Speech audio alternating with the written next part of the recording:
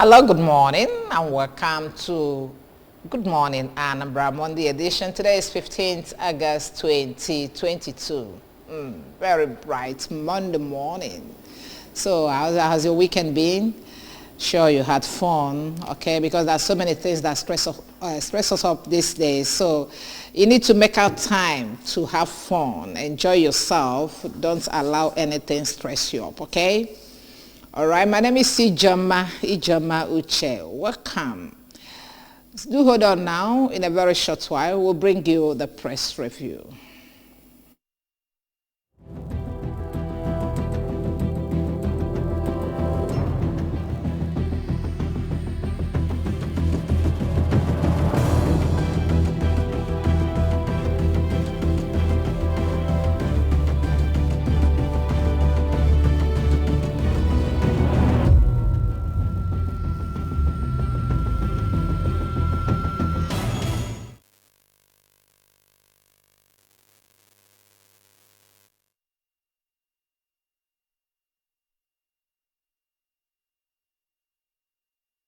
Okay, welcome again. It is press review, and joining me this morning to look at what papers are saying, Mr. Ikem, no, not Ikem, Chuka Uzeze. I will stop calling Ikem, I don't know why. Mr. Chuka Uzeze is a public affairs and of course Ukem is your elder brother. Welcome, Chuka. IJ, thank you, and good morning, our viewers, and welcome to the program. Okay, and I also have Samuel Ololo. He's a public affairs analyst too. Good morning, Samuel. Good morning, IJ. Good morning, our viewers. It's a wonderful morning and glad to have us all. Okay, welcome here. All right, let's begin from the beginning. As usual, I will look at the stories that are making the rounds from our website this morning. The first story there says, residents of Njikoka Castle area commend Anambra government partners for mass distribution treated nets. And then Saludos Menuga seeks partnership with individuals, groups to train, empower inmates of correctional centers. Nzendibo VP Okeke One, others asking to use August to chart new course for stability. Finally, from this morning, state government restrains resolve on holistic approach to reforming repositioning transport sector. These and many more are the stories you'll find in our website, www.abradiotv.com. Okay. Very recently, we saw massive distribution set inside treated net in Anambra State, and that's how why people are commending the state government. The rains are too much, mosquitoes here and there. Chuka. Yeah, I think that's a new idea. In fact, I must confess that my family received theirs, I think on Saturday, and that's noble.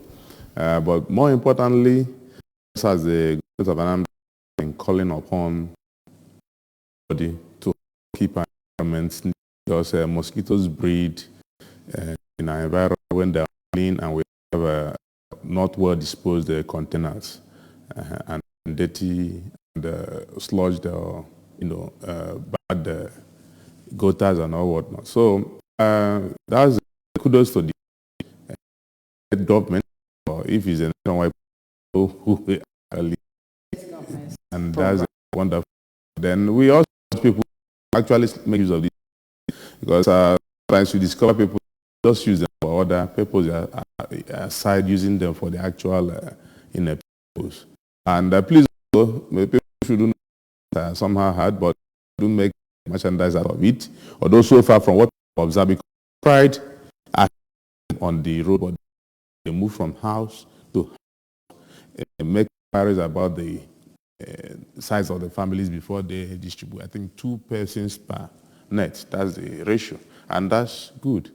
So I think thank the government for doing it, and join people also to keep into the program, because a healthy population is a wealthy population. Oh, yes. Thank you very much. Okay, Nzendibo VP Okeke Ogene, others ask women to use August meeting to shut sneakers for social stability. Very recently, we saw women, okay, that are still there, moving from one church to other. At least I sent the state governor's wife trying to, talk to the women and urge them to be of good character and a good mother to their children. How do you say this one, Ololo? For me, I think it's a way to go, really. It's a way to go because if you look at the facet of the society, you will not underplay the importance of women in the society, what they do, and to what extent their influence can go. So that is a group that you cannot eschew. Now, August, of course, we know it has been an annual ritual where women gather to discuss issues concerning development, both in the church and in their community. I'm talking about social cohesion. I think this is the time we need it more than ever. The time where families are breaking apart, the time where there are a lot of abuses, the time where the government is struggling to decipher its rights from its left. It's important that this August meeting is used as a platform for women to really galvanize and support, both for the government, for the citizens, and for the society. If not, we will continue to pull further apart. And I don't pray we get to the position or that stage where we have been so far away that it becomes so difficult for us to mend one another anymore. And of course, I work for JDPC Nnewi, Justice, Development and Peace Caritas, and I happen to be one of the senior program coordinators there. So for this insecticide-treated net that is being shared, we are in charge of mass campaign for Nnewi South local government. Personally, we used the forum of the August meeting to engage women, to tell them that this is being shared. They should ensure that they get it. They should encourage both their husbands and their children to make use of the net. And the reception they got to the message, even the feedback we got from them showed that things are going well. Now, the thing is, if you want to make a society work, try to target women. If you target women, you are sure to get feedback just as it is. Then when you do your reviews, it will make you know where things are not going well and then improve on them. So for Ohanaeze to say August meeting should be used as a forum to build social cohesion, I support that greatly, and I think that is what we need to further strengthen. All right, and thank you. I have to say something on that also, because at this junction in society, if we are alive to what actually is happening, we find out that there's one trend, and that is why I am deeply saddened about this protracted ASUU strike. Mothers, please, use this forum to fashion out ways that you, one for one, resist and also inculcate in our children the quest for material things. Youngsters are looking up to fraudsters, so-called Yahoo, and or whatnot, as role models. And it is the mother, I believe, it is the mothers, I believe, that have that inherent ability to inculcate more in their children what they should emulate more. Children learn by either imitation or emulation. Please, the part of your daughters, question them, ask them questions. When they come back home with things you didn't provide for them, ask them questions. Reject from your children inordinate, gifts that you know that is beyond their means and resources. So because if mothers will reject such largesses from their children, you will see mothers accepting gifts from their wards in the universities in secondary school without asking questions. Somebody is supposed to still paying. Okay, let's see who has joined us, please. Okay. Yeah, hello, good morning. Hello, good morning. Okay, sorry. Somebody you are still paying school fees for is buying a car for you. And mothers and fathers will accept this. So please use this August meeting to fashion out ways to say no. Our election is also coming up. Discuss ways that if our rulers, not leaders, will come up with ways to recycle themselves. If they bring money, take it from them. But please help discuss ways that we put in people who have your interest the interest of your home, the interest of your children, the future of children, at heart, so that Nigeria will become a better place for us. So we believe mothers have that capacity to change the face of the society for Nigeria. Okay, thank you. And if you want any policy to thrive in a society, first of all, target the women. That's what I'm taking home from my guest this morning. Okay, we'll try to look at the papers now because we'll have to buy time. Otherwise, we'll still have other stories. But you just have to get to our website and then get details of the stories there. Okay, we're starting with Daily Sun. Daily Sun is our first paper this morning. And beside the name template of the Daily Sun, I have that story that says, Ohanaeze to federal government, don't abandon Ekweremadu. Ohanaeze to federal government, don't abandon Ekweremadu. With the rider there, 6 transfer of case to Nigeria. Okay. And then the banner headline there say, Ebonyi APC, okay, that's on top of the banner headline. Ebonyi APC espouse Umahi's opponent for senatorial ticket. Okay, but the banner headline there says, Atiku Wike comes in Mek Ma meeting. Atiku Wike comes in Mek Ma meeting with a rider there. Demand for Ayu's resignation tops agenda. Demand for Ayu's resignation top agenda. Okay, down here I have this one that said, how APC Northwest Governor Caucus demanded post of VP, SGF, NSA, key ministers from Tinubu. With a rider there, boast of region's importance to electoral victory, game-changing status. Okay. And then other stories coming from here. Federal government goes tough on crude oil thieves to rescue economy. 2023, we will resist rigging, vote buying, INEC. Now bombast terrorist enclaves kills scores in Niger. Okay, with the rider there, IGP orders watertight security in schools, hospitals, and others. Okay, bandits abduct Abia Catholic priest, demand 50 million ransom. Nigeria lost over $1.9 million in 5 days to gas supply disruption, says Obaseki.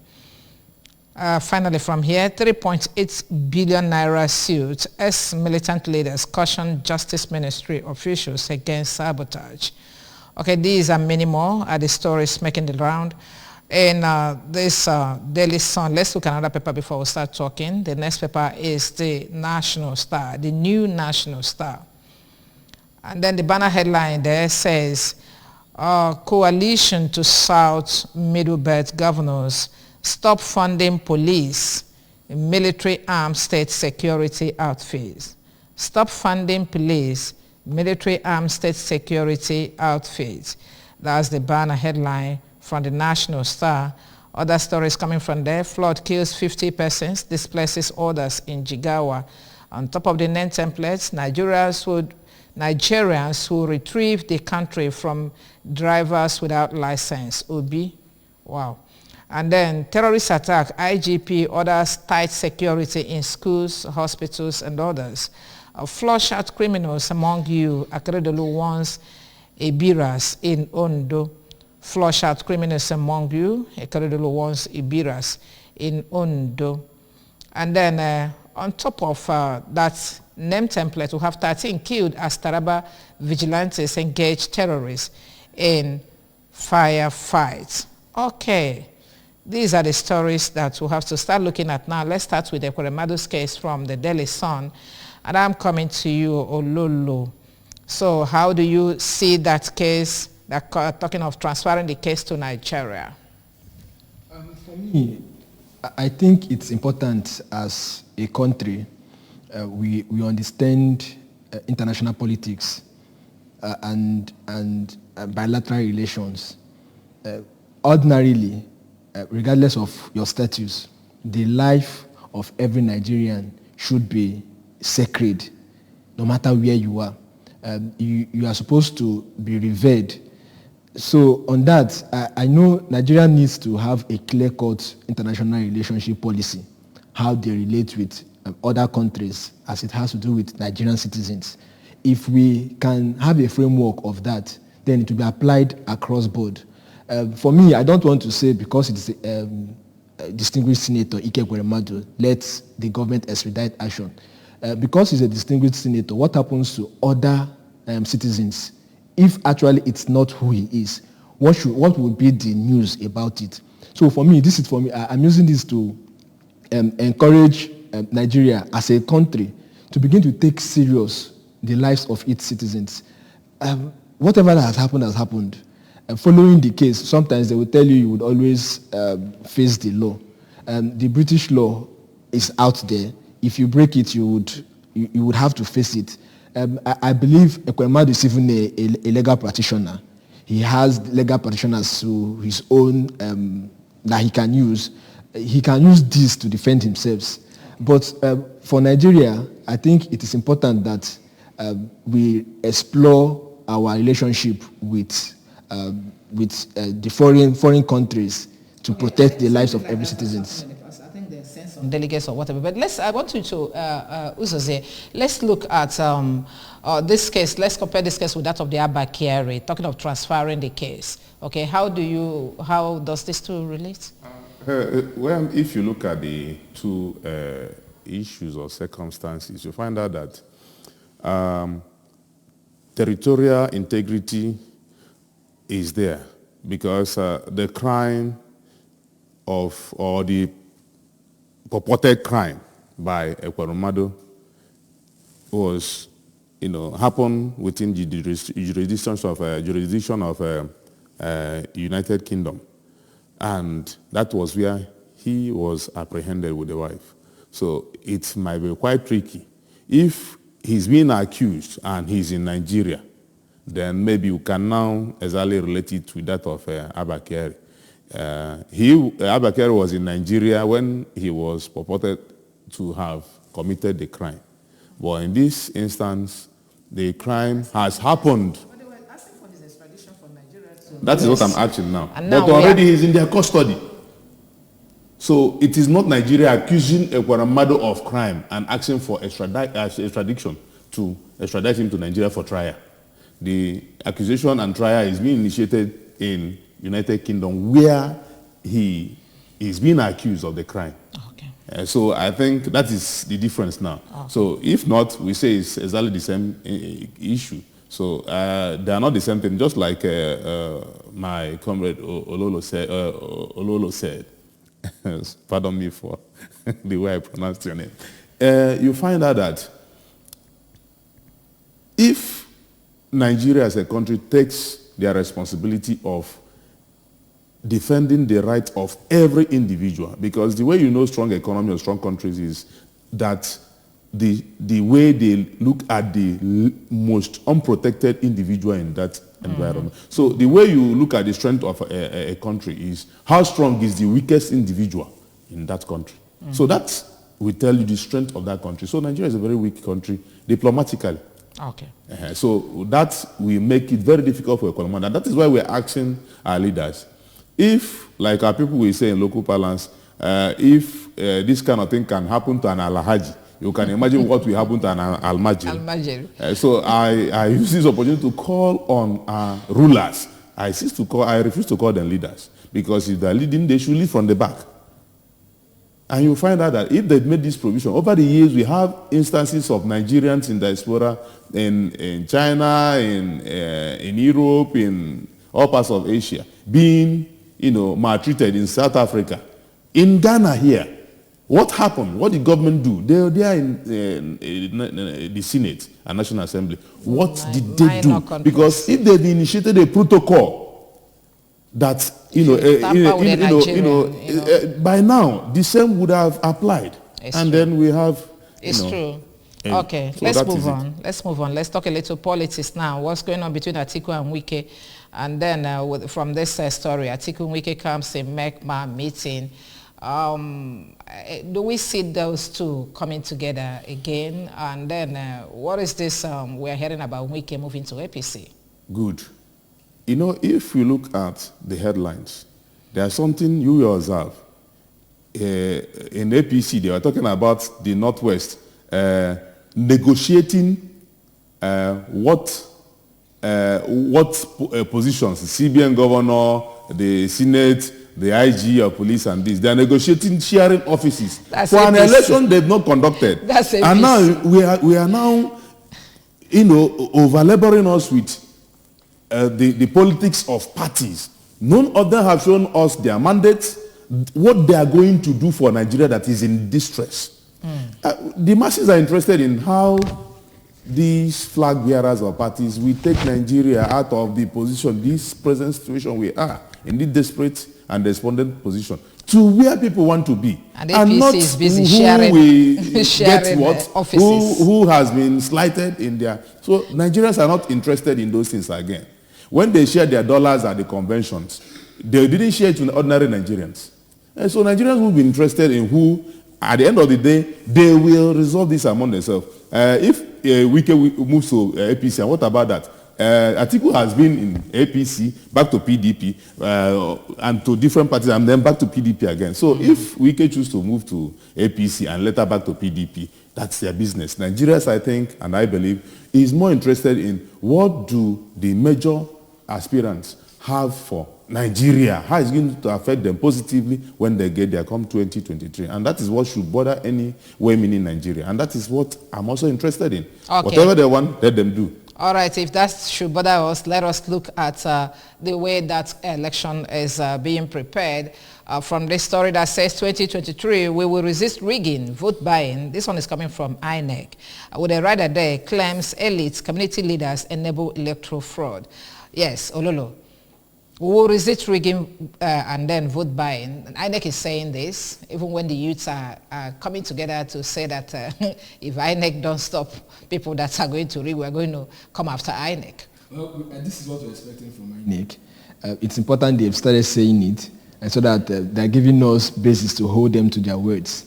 Of course, every Nigerian is keenly interested in looking at what is playing out. But beyond words, beyond publications that they have made, I want to believe that INEC would need to play the open arms politics and policies. Don't select who you favor against anybody. Just as you said, you are going to resist it. The thing is, politicians are always ahead of, they try to be ahead of the game. It's unfortunate that in Nigeria, what politicians do is they bring the law. Instead of studying the law to say, what does the law want us to do? What is it that the law don't want us to do? They look at it, where are the loopholes in this law that we can cash in on? So that means that INEC needs to also be on check. Thank God for the 2022 electoral ad that have been signed by the president. It's an interesting time. Okay. We want to know how they would want to circumvent technology towards rigging. That is not political actors. But for INEC to have come out to say they are going to resist it, we are open as civil society actors, as citizens, to know how we can even support the process. If not, it will be an unfortunate one. Okay, 1 second. Good morning. Hello, good morning. Good morning. Welcome to Good Morning, Anambra. Okay, sorry about that. Okay, let's run for want of time. The banner headline in the New National Star said, coalition to South and the Middle Belt governors stop funding police, military arms, state security outfits. Uzezie, what does that mean? If you also look at one of the headlines there, also the IG of police, the Inspector General of Police, Hello, good is... morning. Okay. Okay, 1 minute. Yeah, good morning. Good morning. Welcome. What's your name? Hey, So, please, you are distracting us. If you don't have anything to say, please stop calling. Go ahead, please. So you find out that the IG of police is also calling on schools and institutions to beef up security around their facilities. Now, this is, contradicting. Who should stop funding? Is it the state? The federal government is saying that they don't have money to pay salaries to do, basic things. And some of the other person is stop funding police. Do these military formations have a way of generating their own revenue? They rely on the federal government alone. In most cases, you find out that state governments provide funds also to buy arms and ammunition for these security agencies and even operational vehicles. Is that what they mean by stop funding them? So how if we explore the story, we know better, because security needs funding.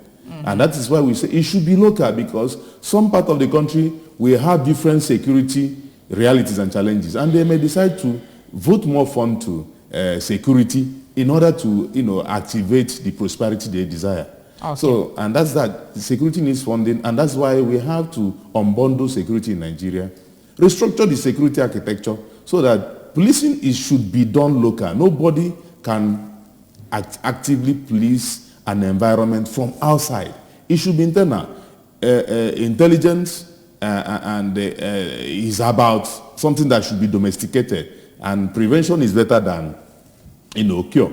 So I think they should be talking about how to unbundle the security architecture of the country, so that state by police, at least creating state police and community policing should take talking about state police. We're going to look at what is happening in Benue State, but for now let's move on. The Punch newspaper is our next paper this morning. The banner headline there said, economic crisis, Nigeria's 9 trillion naira oil revenue threatened, federal government blames theft. Okay, let's look at the riders. Oil production crashes by over 28 million barrels. Government misses revenues targets. And then COP oil theft cuts recurrent expenditure to avoid bankruptcy, experts tell federal government.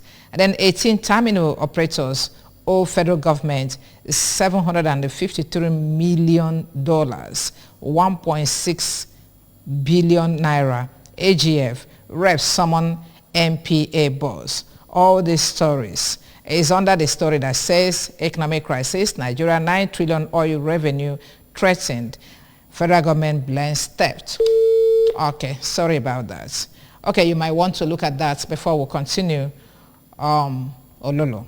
Okay, the truth is, unfortunately, those who are managing the economy have not really been doing really well. The evidence is there for us to see. An average citizen in the country is suffering unnecessarily over issues that they don't even know about. And they are being made to continue. Excuse me. Yeah, hello. Go ahead. And they are being made to continue to suffer the more.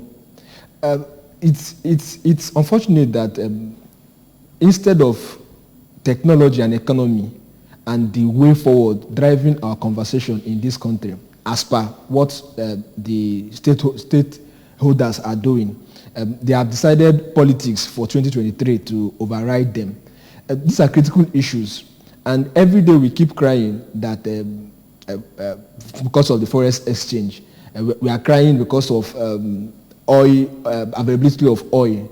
They have high food hike every day. These are issues that the government needs to begin to critically look at, and they are getting for free expert advice telling them what to do. I think what the government needs to do now is to look inwards. They should forget all this abracadabra that they have been doing and really understand that the state of affairs in the country is really, really dehumanizing. It is more like they are pressing the citizens economically. I don't want us. We've already been classified as the world poverty headquarters. That is Nigeria. Every negative indices we are topping, while the positive ones we cannot be seen.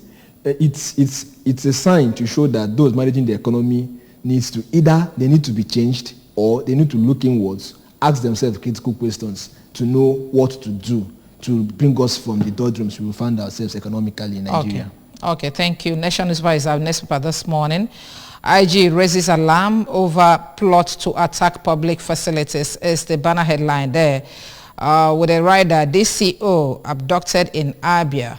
Gunmen invade school, kill teacher in Nasarawa. These ones are under that banner headline. And then another story there says Southeast South youth begin mobilization for Tinubu furlough over Muslim ticket unnecessary is the rider under that story. Let's also look at Daily Trust. 140 days after, federal government loses 3 billion on halted Kaduna-Abuja train service. 140 days after, federal government loses 3 billion on halted Kaduna-Abuja train services with some riders there. I close my shop, laid off staff. This one is coming from a restaurateur. And then clear motorist sales to ease resumption. And then security expert is saying that's one. How disruption will affect loan repayment. A whole lot of problems under that story. Okay. Muslim ticket. Shun sentiments, vote quality leaders. Idowu Ferron says that. And then 50 killed, many displaced as flood wreaks havoc in Jigawa. Many terrorists killed in Niger, Kaduna, airstrikes. Okay, do we still have airstrikes here? Okay, thank God. All right, so let's look at the story. This is 140 days after federal government loses. Are they going to reactivate that Kaduna-Abuja train lane again after 140 days? The question will be, will they manage the insecurity that people face every day going about their legitimate business activities? Because that is what actually halted that train services. And the federal government just lost about 3 billion. It's not a huge sum. Today, in most of Southeast, economic activities is on a standstill. It is because of a reason. Still insecurity. You look at commuter transport services, in private individuals who have invested billions, if not trillions, in dollars in commuting between all parts of the country. Most of them are out of business, or going out of business either because of non-availability of passengers or because of high cost of petroleum products. Losing trillions also, at the danger of repaying the funds they borrowed from financial institutions. I saw also a headline somewhere that the ticket for international travelers saw as high as ₦1 million. Right? Yes. So that will limit also already most of the airline operators. Okay, excuse me. Yeah, hello? Yeah, good morning. Good morning, sir. Yeah, good morning. Good morning, sir. Welcome. Yes, I'm calling from Benue State. And your name is what? My name is Femi Thomas. Okay, welcome, Thomas. Yeah, I want to have an intake on the statement credited to the Inspector General of Police. Go ahead. Of plan to attack public facilities. You see, many people like us have been calling for state peace. The only way Nigeria can be safeguarded, looking at the situation, the security situation in Nigeria, the way out is state police. Now look at the IG, the whole IG of police is raising alarm of multiple attacks on public facilities. They will not do something that is tangible until these people start carrying on their attacks. Let the senators and the House of Representative members pass, somebody among them should submit a bill. Let them pass a bill of state police. State police is the way out for Nigeria, looking at the current security situation in Nigeria. You see, are they waiting for the time Nigeria will be engulfed? There is multiple attack in the east. There is multiple attack in the north. There is multiple attack in the west. There is nothing that has not been attacked. So let the government do something. Okay. They should do something. Okay. What happened in Afghanistan 2 months ago should not happen in Nigeria. The police, the DSS, the army, the navy, all of them, even civilians should wake up to wake these people. The only way out is state police. All that right. is my own submission. Thank you. Thank you very much, Femi. Thank you. Thank you, Femi Dakot from Makodi. Okay, thank you. Yes, I was actually going to ask that question. Is the IG raising the alarm for us to start doing what? Okay. Is he now giving us intel? You see, that is the confusion here. When it's just like a father coming home and now telling the household that everywhere is on fire. Yeah, hello. Good morning. Sorry. Hello? Hello, good morning. How are you? Fine, thank you. What is your name and where are you calling from? I'm calling for Zakida from Beirut. Okay, your name? What I want us to do is that they divide Nigeria. Okay, Sunday, go to Sunday, for people. okay. Thank you. Last, because this country is nothing. Yeah. This country seems very divide the country. Okay. How would they divide it into how many pieces? 10, 20? Corrupted country. Okay. Thank you. Thank you very much. Three. Okay, 3. Three pieces. Ariwa and Oduduwa and Biafra. Okay. All right. Thank you very much. Dalo Sunday. Okay. So that's it. Okay, before we go, because of want of time, let us just look at the headlines. We don't have time again. This day newspaper, Wike's camp insists I use ousted irreducible condition for peace. Okay, and then Tribune, federal government borrows 19.3 trillion naira from CBN in 7 years. Apart from the ones that are borrowing outside, federal government borrows 19.3 trillion naira from CBN in 7 years. It is boro. That's something we used to call it one work with. Okay, any other paper left? Okay, there's another one left. That's Guardian newspaper. Only 6 out of 54 auto assembly plants running below capacity. And then Daily Independent, travelers grown as economy class on international flights hits 1 million. Okay, that's what you are saying. That's what you just said. It's a very terrible thing. I don't know where to run to. Yeah, hello. Hello. Good morning. Your name and your location. Hello. Your name and your location. Turn down the volume on your TV set, please. I'm sorry about that. Before you call us, turn down the volume on your TV set. And incidentally, okay, is there any other story we want to talk about before we go? We are running completely out of time. Ololo. Okay, for me, I want to critically state that what drives a nation, the security architecture of that nation, the way politics is played in that nation, and the economy of the nation, amongst every other thing. If you come to the security, of course, you would listen and hear to the citizens who are crying, and whether they are calling for the break of the country, which I personally, my opinion, I don't subscribe to. It is a sign of frustration and anger that is in the land. Now, central bank should try to channel they should do their duties. There are micro, small, medium enterprises springing up. The central bank should try to concentrate more in those areas and leave the federal government alone. Okay. They should stop funding the federal government because the federal government have shown not to be a good repayer of loans. All right, thank you, Lulu. We are completely out of time. Let's say your last word before we go, please. My take generally is, let us all be security conscious. Let's find ways to improve our individual and collective productivity.